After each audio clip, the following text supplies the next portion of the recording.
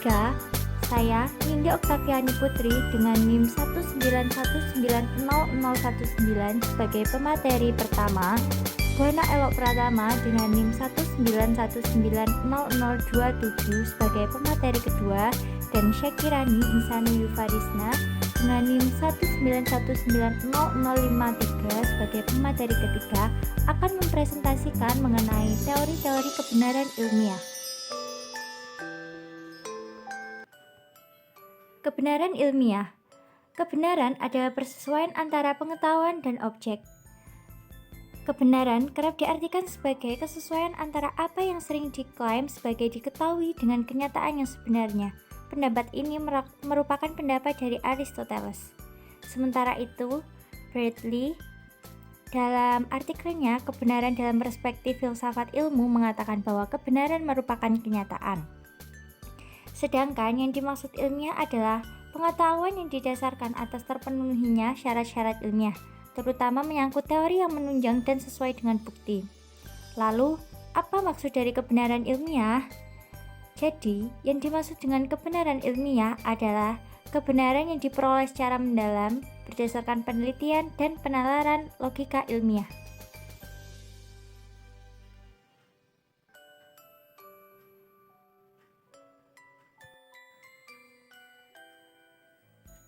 Berikutnya akan dijelaskan mengenai macam-macam teori kebenaran ilmiah.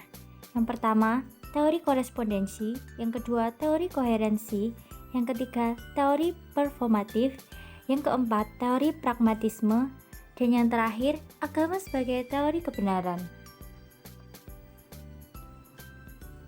Teori korespondensi.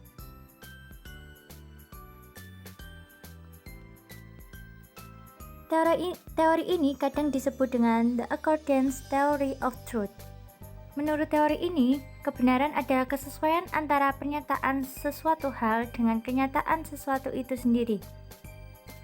Maksudnya adalah, teori ini menjelaskan bahwa suatu kebenaran atau suatu keadaan benar bila ada kesesuaian antara arti yang dimaksud suatu pernyataan atau pendapat dengan objek yang dituju atau dimaksud oleh pernyataan atau pendapat tersebut. Misalnya, Surabaya ibu kota Jawa Timur. Pernyataan ini disebut benar apabila pada kenyataannya Surabaya memang ibu kota Provinsi Jawa Timur. Kebenarannya terletak pada pernyataan dan kenyataan. Misalnya, contoh lain. Universitas Islam Negeri Maulana Malik Ibrahim berada di Kota Malang sekarang ini. Ini adalah sebuah pernyataan, dan apabila Universitas Islam Negeri Maulana Malik Ibrahim berada di Malang, berarti pernyataan tersebut benar, sehingga pernyataan tersebut merupakan suatu kebenaran. Jadi, bisa disimpulkan bahwa berdasarkan teori korespondensi ini, kebenaran atau keadaan dapat dinilai dengan membandingkan antara preposisi dengan fakta atau kenyataan yang berhubungan. Apabila keduanya terdapat kesesuaian atau korespondens, maka preposisi tersebut dapat dikatakan memenuhi standar kebenaran.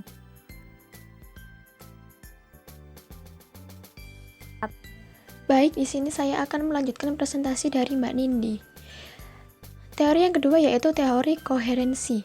Kata koherensi sendiri berasal dari bahasa Inggris, yaitu coherence, sticking together, consistent, especially of speech, talk, reasoning, clear, easy to understand, dan berasal dari bahasa Latin, yaitu cohaerere, yang berarti melekat, tetap menyatu dan bersatu.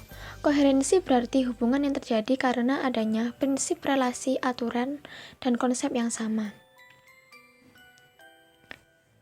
Teori kebenaran koherensi atau konsistensi adalah teori kebenaran yang didasarkan kepada kriteria koherens atau konsistensi. Artinya, suatu pernyataan dianggap benar bila pernyataan itu bersifat koheren atau konsisten dengan pernyataan sebelumnya yang dianggap benar. Teori termasuk dalam justifikasi karena dukungan dari keputusan-keputusan terdahulu yang sudah diterima dan diakui kebenarannya. Teori ini berpendapat Teori ini berpendapat bahwa kebenaran ialah kesesuaian antara suatu pernyataan dengan pernyataan-pernyataan lainnya yang sudah lebih dahulu diketahui, diterima, dan diakui dengan benar. Dengan demikian, suatu putusan dianggap benar apabila mendapat pembenaran oleh putusan-putusan lainnya terdahulu yang sudah diterima dan diakui kebenarannya. Misalkan, semua manusia membutuhkan air. Ahmad adalah seorang manusia, jadi Ahmad membutuhkan air. Teori kebenaran koherensi merupakan teori keruntutan pernyataan. Pernyataan-pernyataan dianggap benar apabila ada keruntutan di dalamnya. Artinya, pernyataan satu tidak bertentangan secara logika dengan pernyataan yang lain. Kemudian teori yang ketiga yaitu teori performatif. Teori performatif menjelaskan bahwa suatu pernyataan dianggap benar jika ia menciptakan realitas. Jadi, pernyataan yang benar bukanlah pernyataan yang mengungkap realitas, tetapi justru dengan pernyataan tersebut tercipta realitas sebagaimana yang diungkapkan dalam pernyataan tersebut. Teori ini disebut juga tindak bahasa, yaitu dengan mengaitkan kebenaran satu tindakan yang dihubungkan dengan satu pernyataan. Agar bisa memahami teori kebenaran performatif, maka di sini akan saya bahas dua macam ucapan. Yang pertama yaitu ucapan konstatif. Ucapan konstatif adalah salah satu jenis ucapan yang melukiskan suatu keadaan faktual atau kejadian pada waktu yang telah lampau. Hal ini dapat dibuktikan kebenarannya berdasarkan kejadian atau fakta yang dilukiskan tersebut benar-benar terjadi pada masa lampau. Untuk membuktikan kebenarannya dapat dilakukan, misalnya dengan menyelidiki atau membuktikannya.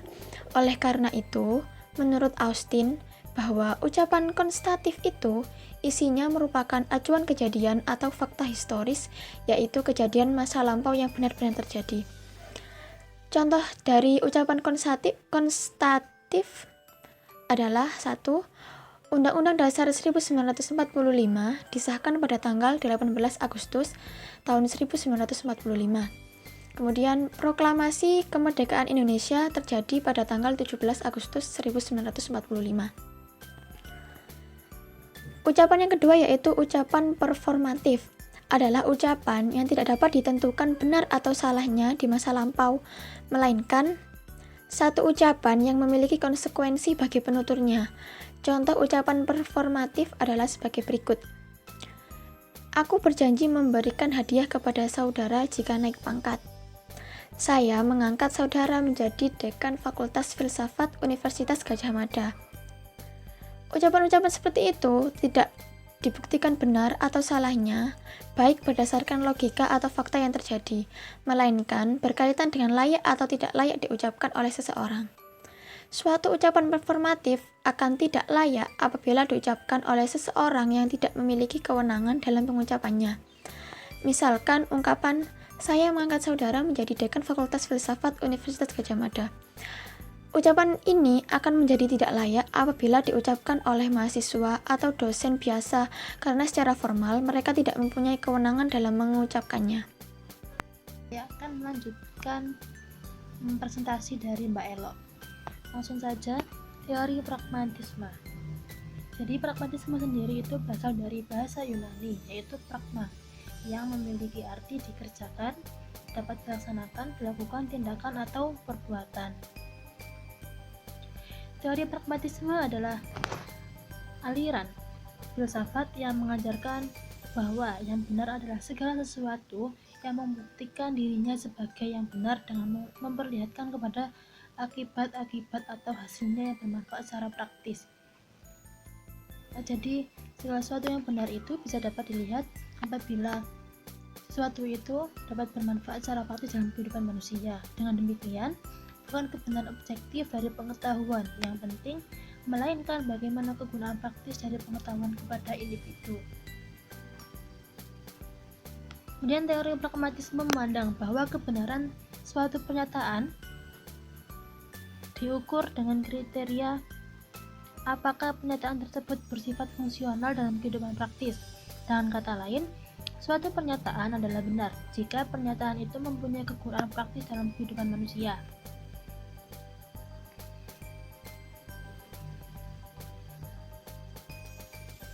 Jadi kata kunci teori ini sendiri itu kegunaan, dapat dikerjakan, dan akibat atau pengaruhnya yang memuaskan. Atau dalam teori ini tuh kata kuncinya itu bahwasanya segala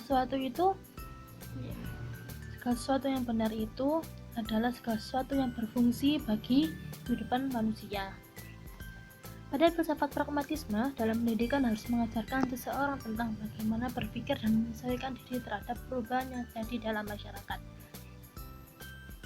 Jadi pada dasarnya penerapan filsafat pragmatisme dalam pembelajaran adalah berusaha untuk lebih menekankan metode dan pendirian daripada kepada doktrin filsafat yang sistematis, yaitu metode yang menyelidiki eksperimen yang dipakai dalam segala bidang pengalaman manusia, yang salah satunya adalah bidang pendidikan. Selanjutnya saya akan menjelaskan tentang agama sebagai teori kebenaran. Jadi agama sendiri adalah kumpulan aturan tentang cara-cara mengabdi kepada Tuhan dan harus dibaca serta memiliki sifat mengikat. Jadi misalnya kita agama Islam, maka agama Islam itu memiliki aturan-aturan yang dimana aturan tersebut itu tertulis di dalam Al-Quran dan harus dibaca. Jadi kita harus membaca Al-Quran agar kita mengetahui aturan-aturan yang ada dalam agama Islam. Itu aturan tertinggi datangnya dari Allah dan manusia sebagai pelaksana aturan tersebut. Karena dengan aturan tersebut seseorang akan mendapat sanksi apabila ia tidak melaksanakan aturan-aturan yang ditetapkan oleh Tuhan. Jadi misalnya di dalam Al-Quran itu ada aturan bahwasanya kita dilarang untuk durhaka kepada orang tua. Maka aturan itu datangnya dari Allah, dan kita sebagai manusia, sebagai umat muslim harus sebagai pelaksana aturan tersebut. Maka kita tidak boleh durhaka kepada orang tua, karena dengan kemudian bila kita tidak melaksanakan aturan tersebut, atau dengan kata lain, jika kita durhaka kepada orang tua, maka Allah akan memberikan sanksi kepada kita dengan masuk dalam neraka. Dan dalam teori kebenaran, agama menggunakan wahyu yang bersumber dari Tuhan, yaitu Al-Quran, sebagai penentu mana yang salah dan mana yang benar. Dan sebagai makhluk pencari kebenaran, manusia mencari dan menemukan kebenaran melalui agama. Kemudian Islam memiliki standar yang valid dan akurat dalam menilai sebuah pandangan dan pendapat, sehingga pandangan dan pendapat itu berlaku kebenarannya di mana dan kapan saja tanpa dibatasi oleh masa dan tempat tertentu. Karenanya, berbagai pandangan dan pendapat para ulama dapat diadopsi dan diterima di zaman sekarang, walaupun masa mereka sudah amat jauh berlalu. Yang dimaksud di sini adalah pendapat-pendapat yang benar-benar sesuai dengan standarisasi yang terdapat dalam Islam. Maka berikut ini akan dipaparkan sebagian dari standarisasi kebenaran dalam Islam. Yang pertama yaitu berpegang kepada Al-Quran. Sebagai umat muslim, maka kita harus meyakini bahwasanya Al-Quran adalah wahyu yang mutlak kebenarannya, atau kebenarannya itu tidak dapat diganggu gugat lagi. Dan yang kedua yaitu berpegang pada sunnah atau hadis, yaitu segala sesuatu yang disandarkan pada perilaku dan ucapan Nabi Muhammad SAW. Jadi hadis adalah sejoli Al-Quran atau pasangannya Al-Quran. Kedua-keduanya adalah wahyu yang wajib kita ikuti.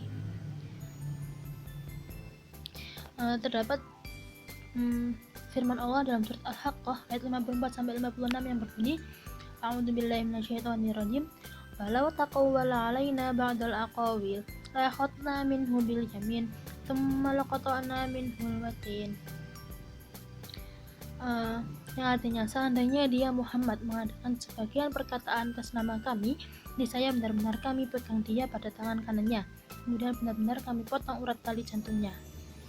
Maksudnya gini, jadi apa? Segala sesuatu yang disandarkan pada Nabi Muhammad, yang dikatakan Nabi Muhammad, yang dilakukan Nabi Muhammad itu, apabila umat muslim itu mengikutinya, melakukannya, maka itu diperbolehkan. Kemudian yang ketiga itu meneliti kesahihan dalil. Di sini berlaku ketika kita menjadikan hadis sebagai dalil, maka hadis yang dijadikan dalil selama lemah derajatnya adalah hasan li ghairihi. Maksudnya kita dilarang berpegang pada hadis dhaif atau hadis lemah.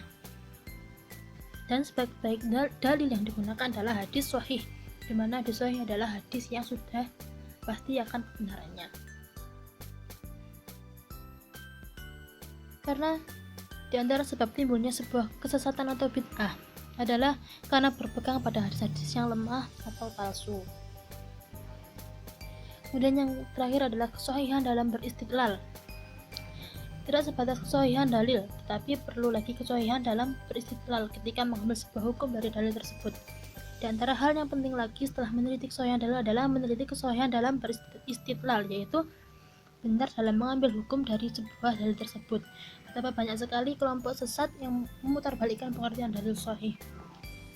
Jadi sekarang itu udah banyak orang-orang itu salah menafsirkan hadis, yang berakibatkan muncul perkara-perkara baru yang sebenarnya tidak dilakukan sama Nabi, tidak dikatakan sama Nabi, tapi itu muncul di zaman sekarang karena ada yang salah menafsirkan. Maka penting bagi umat muslim itu, bagi kita itu untuk ikut pengajian, ikut ngaji, karena tanpa pengajian itu kita nggak akan ngerti tafsir dari hadis maupun Al-Quran. Maka itulah pentingnya berguru. Oke, terima kasih. Demikian dari kelompok kami. Kurang lebihnya mohon maaf. Kekurangan itu datangnya dari kami dan kelebihan itu datangnya dari Allah. Bila taufiq wal hidayah. Wassalamualaikum warahmatullahi wabarakatuh.